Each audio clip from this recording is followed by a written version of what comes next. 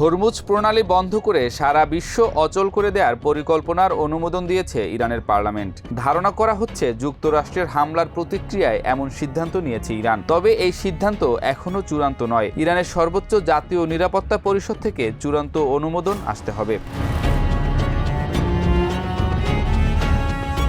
ইরানি পার্লামেন্টের জাতীয় নিরাপত্তা কমিটির সদস্য ও বিপ্লবী গার্ডের কমান্ডার ইসমাইল কোসারি জানিয়েছেন যে প্রয়োজনে যে কোনো সময় এই সিদ্ধান্ত বাস্তবায়ন করা হবে। আইআরজিসি নৌবাহিনীর কমান্ডার আলীরেজা তাঙ্গসিরি সতর্ক করেছেন যে কয়েক ঘন্টার মধ্যে হরমুজ প্রণালী বন্ধ করা সম্ভব। মার্কিন বিশ্লেষকের দাবি, হরমুজ প্রণালী বন্ধ করা ইরানের জন্য আত্মহত্যার সমান হবে। ইরান নিজেই জ্বালানি আমদানির উপর নির্ভরশীল, বিশেষত পেট্রোলের জন্য। হরমুজ প্রণালী বন্ধ করলে তার নিজের অর্থনীতি শ্বাসরুদ্ধ হয়ে পড়বে। ইরানের তেল রপ্তানির একটি বড় অংশ এই প্রণালী দিয়েই যায়, তাই নিজের আয়ের পথ বন্ধ করা তার পক্ষে যুক্তিসঙ্গত নয়।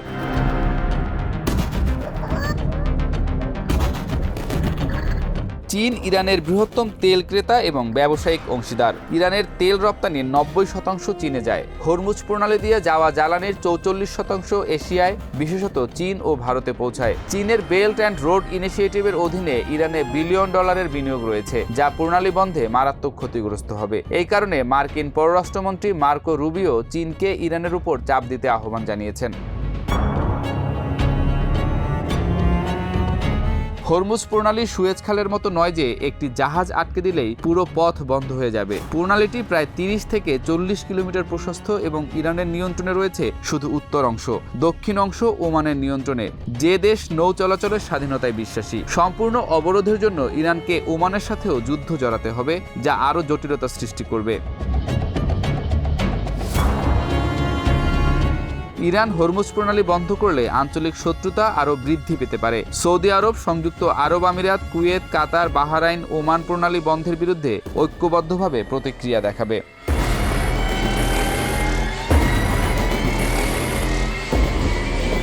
যুক্তরাষ্ট্র বাহরাইনের ৫ম নৌবহর দিয়ে বহু বছর ধরে এই প্রণালীতে নিরাপদ চলাচল নিশ্চিত করছে। মার্কিন প্রতিরক্ষা কর্মকর্তারা বলছেন, যে কোনো প্রকার প্রণালী অবরোধের বিরুদ্ধে তারা দ্রুত ও কঠোর প্রতিক্রিয়া জানাবে।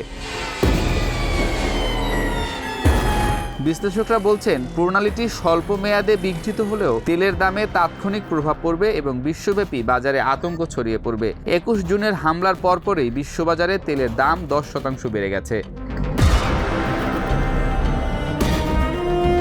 ইরানের পার্লামেন্টের প্রস্তাব এখনও রাজনৈতিক সংকেত হিসেবেই দেখা হচ্ছে। এটি আন্তর্জাতিক চাপ ও মার্কিন হামলার জবাবে একটি কৌশলগত বার্তা, যা মূলত তেহরানের আলোচনার অবস্থান শক্তিশালী করতে পারে। তবে হরমুজ প্রণালী বন্ধ করার সিদ্ধান্ত বাস্তবে কার্যকর হলে সেটি ইরানের জন্য আত্মঘাতী হয়ে উঠবে।